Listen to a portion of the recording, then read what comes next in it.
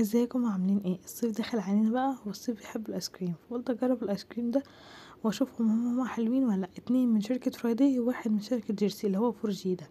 اللي في النص ده سعره 6 جنيه، لكن اتنين تانيين سعرهم 5 جنيه. اول واحد ده مكتوب عليه دبل شوكليت، هو من جوه بيكون عبارة عن شوكولاتة وفانيليا، ومن بره عليها طبقة الشوكولاتة بالسوداني.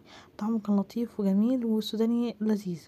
تاني واحد برضو هو تقريبا نفس الشكل تقريبا، ونفس حتى من جوه هو، بس حسيت ان السوداني طعمه مزنخ كده شويه، او ان هو السوداني مش حلو، ما عجبنيش الصراحه، مع انه هو زي التاني بالظبط.